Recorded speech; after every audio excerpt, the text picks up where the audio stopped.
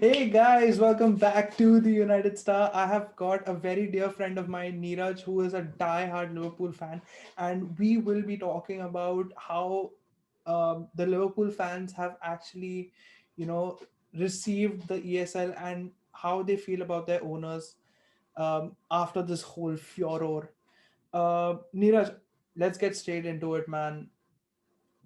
What first I want to ask you what was your journey? How did you start supporting Liverpool Football Club? Hi, thanks, Siddharth. Thanks, Siddhant. Really happy to be here on your show. And first time on a YouTube video recording. So I'm Oh, it's your really, debut. uh, That's cool. yes, it's my debut. So pretty excited. So on how my YouTube, uh, It's so okay. on This is how going in the my, video. This is going in the video, no by the problem. way. Yeah. So on how my Liverpool journey started is I'm not one of those Liverpool fans who started supporting Liverpool in the glory days in these last few years. I started supporting way back in 2010 when it was actually our worst time. It's a funny way that I started supporting. I was actually up late in the night to watch a Formula One race, which was in US. And there was nothing to watch on the TV, and I just saw that there was a game between Liverpool and Arsenal. And the only two players I knew were Steven Gerrard and Fernando Torres. So that's I just started watching the game, and Torres scored a brace against Chelsea. So that's where it started. The love affair started. Unfortunately, Torres left in a few months, and Suarez joined. And the only thing I knew about Suarez was his bite. So I was again thinking, should I continue supporting? But I just went ahead with it, went with the flow, stuck around through all the hard times, all the hardships, all the abuse and stuff. But okay, finally 2017, 18, things turned with Klopp coming in, and we went into those 2-3 years of glory days finally. So that's how it started for me. I wish I have the same journey as you, man. It's been 8 years since I've supported this club, and our owners haven't done shit for us. But Have anyways, you won a Premier League? Have you seen United win a Premier League ever? no, Once? I started watching football 2 years after we won the our final Premier League. So Oh, you haven't seen it yet. Okay, let's see when you finally get to see it. we still have 13 of them. We still have 13 Premier Leagues, and we still have 20 English You top haven't flight. seen any of it, right? You haven't seen a Premier League. You haven't seen a I've only Champions League. seen What it have in you seen? A Netflix. Europa League? Yeah, Yeah, you have only seen a Carabao Cup. Europa League. That's it. I've seen both. Luckily, I'm on the good side. I've at least seen both. Right. Good luck to you. Let's see. Let's hope that the times come soon. I don't think our owner's gonna pump anything, and we are not gonna fight for the league anytime soon. But look, Yes. all this banter aside, right? I believe Liverpool, Manchester United, huge history. We are our clubs are the two biggest clubs in England, right? Um, In the world itself, yeah, exactly, in the world actually. history-wise, yeah. But something didn't feel right when ESL was announced. It felt like our owner shat on our own doorstep, right? It what was your my I was crying that night. I was crying when ESL was announced. What was it like for you, man? Surprisingly, I actually slept early that night, so I missed all this drama. I did not pay attention to any of this drama because I went to sleep early. I woke up with around 300 messages on my football group, and I was like, European Super League, and what's all this? But the thing for me is, I never paid too much of attention to all this because I just thought it was crap. Because whatever they had planned out, I never felt that this was sustainable for football, where you have 14, 12 teams walking out, forming their own league with no selection based on merit. Imagine how can a team like Arsenal sitting just at the edge of the top 10 qualify every year. They don't deserve to be in the Europa League. It's a different matter that they are in the semi-final, but how can they be there in the European Super League every season? That just did not feel right. And apparently, being the founder members, they were going to be there every season. So I knew this was not a sustainable thing. So I didn't pay too much of attention to all the ruckus that was going on. I thought this will die down eventually.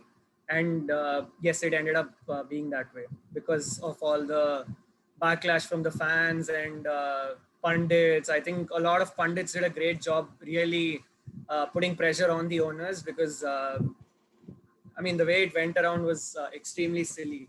The players didn't know what was going on. The manager who faces the fans every time doesn't know what's going on. It's just owners sitting in United States or in Abu Dhabi or Russia making decisions. So pretty silly the way it went, and I think Perez got it all wrong at the end of the day. Right. So what will, like, of course you talk to Liverpool fans every day, you have this whole community of yours. How well did they receive this whole Super League? And uh, we all know that, United, Liverpool, Arsenal, in fact, as we speak, as we're recording this, there is this massive protest happening outside the Emirates, and tomorrow, that is Saturday, there's going to be a huge protest against the Glazers at Old Trafford, right? Um so I don't know what it's like for Liverpool fans. I all against Henry because under him you have won the Champions League and Premier League, and it That's looks like he's kind of pumped that pumped money into the club. So what is it like? How well have you all received the apology from the owner himself? that's the dilemma for us, because when you talk about Glazers, I don't think you've ever been happy with the Glazers. Let's not get into Stan Kroenke and Arsenal Fan TV. How has Kroenke been received? We know they've wanted him out for at least 3 years now. So let's not get in there. Definitely, it's not something that is well received with the Arsenal fans. For us, it's a little different because we have been seeing the glory days after quite a while. After at least 10 years, we've been on the upward journey. So that's where not living in Liverpool, I didn't really take it in that hard way, because again, like I mentioned, I wasn't really following all this with so much of vigor because I knew this would not go ahead. Uh, but obviously, imagine a team like Liverpool, a team like United with such rich history and traditions. Liverpool with the anthem of "You'll never walk alone." We were walking alone at the end of the day, right? They did go behind our back, behind the fans. So I think it was not well received at all by any of the clubs, just not Liverpool, by any of the clubs. And I think Arsenal must have been the worst of it all because they Spurs, don't get along with their owner. Spurs, man. Uh, Spurs is okay. I think Daniel Levy is fine. Okay, they're at least there in the upper echelons of football, so that's one good thing for them. Uh, it's same for Arsenal, but I don't think they get along with Kroenke at all, so not well received. That's where it was a little different for us Liverpool fans, and I think though the first team to withdraw was Chelsea and followed by City, I think the first person who actually came out and gave a speech was John Henry, if I'm not wrong. So I think that was good on his part to come out and admit his mistake. So I think that would help in erasing some of those bitter memories, but I don't think it would go away too soon. Though I'm not badly affected by it, I moved on. I didn't really take it that hard because living here, I didn't really get that same feeling of what fans who see it day in and day out live in the city would. So that's the reason I didn't really feel that bad about it. But I think John Henry coming out and giving the statement definitely did help. Right. So, I spoke to City fans. We've spoken to Arsenal fans.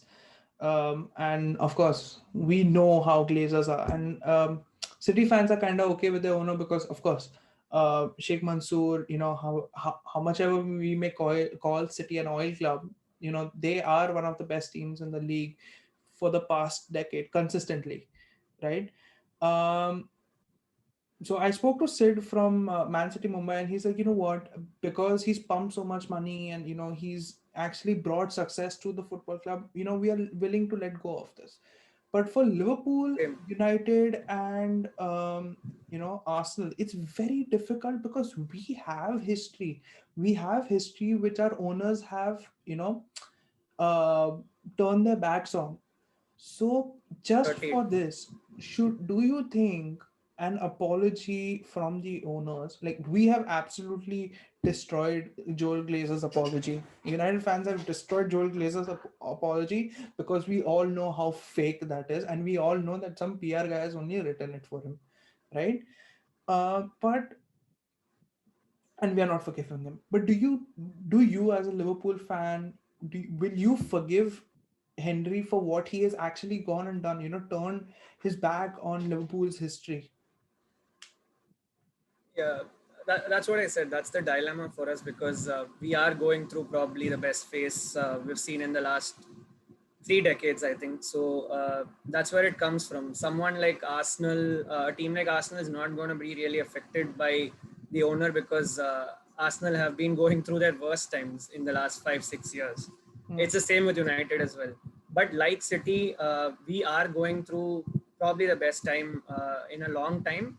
But on the other side, unlike City, we do not have a rich. I'm sorry. Unlike City, we do have a rich history, Hmm. and that's one reason why a lot of Liverpool fans would take this extremely hard, that they turned on their backs, and that's one reason why this news was definitely not well received. But I think the apology could help. I do not know how Liverpool fans in Liverpool have received this news, Hmm. but for someone staying away in Asia, I don't think it's going to really affect us so much because we're not there participating in rallies or participating in protests. So we don't get that real feel. For us, it's the team that matters more. Owners keep changing. Owners, that is FSG, has done really well to get Liverpool up. So I think for us, the players, the team matters more, and that's one reason why I actually ended up watching the match. That is Liverpool versus Leeds, Hmm.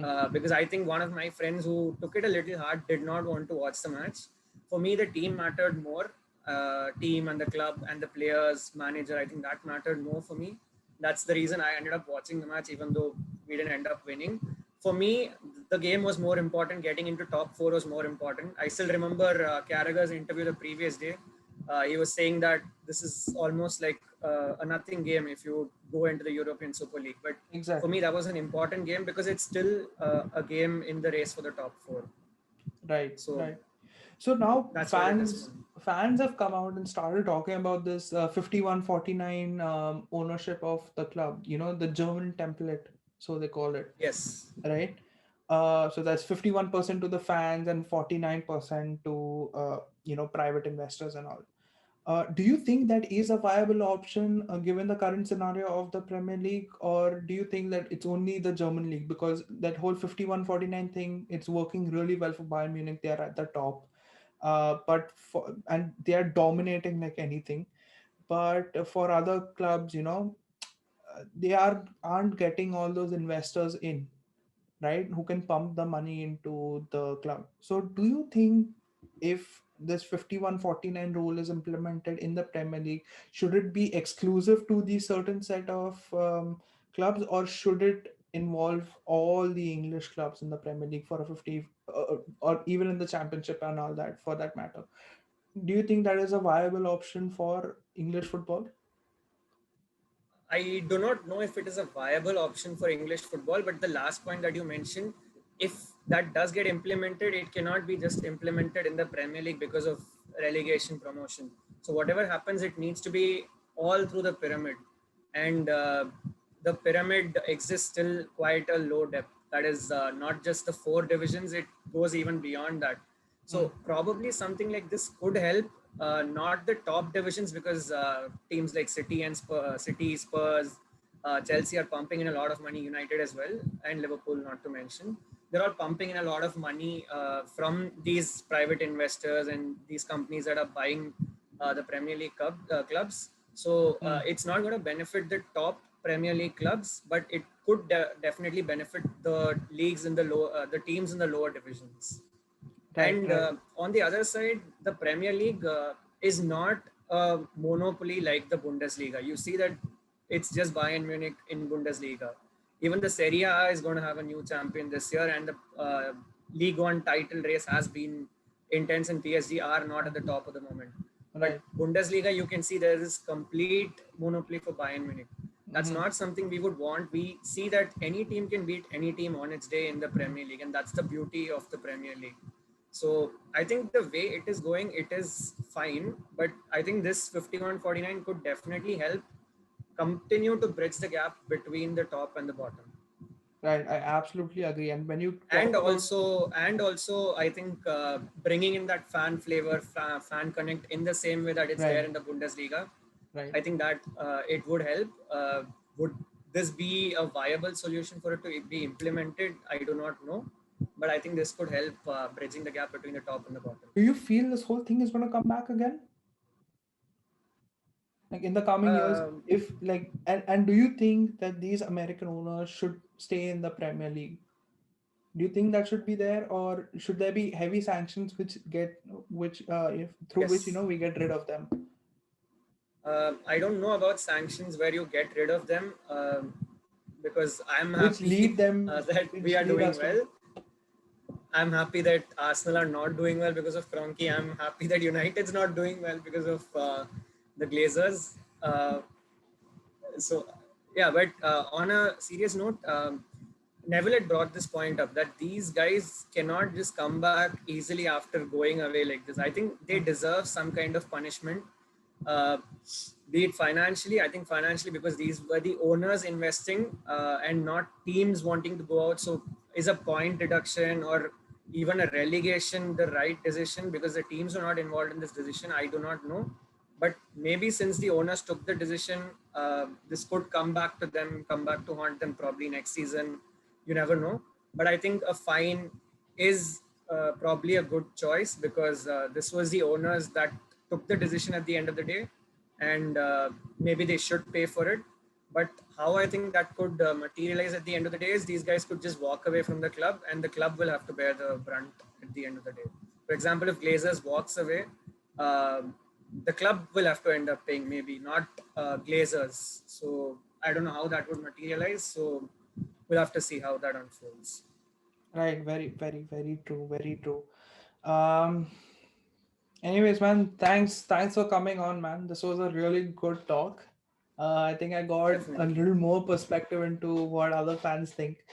Um, Guys, do subscribe to our channel and comment down below. Do you agree with Neeraj? Do you disagree with Neeraj? Let us know what you think in the comments. We read all of them.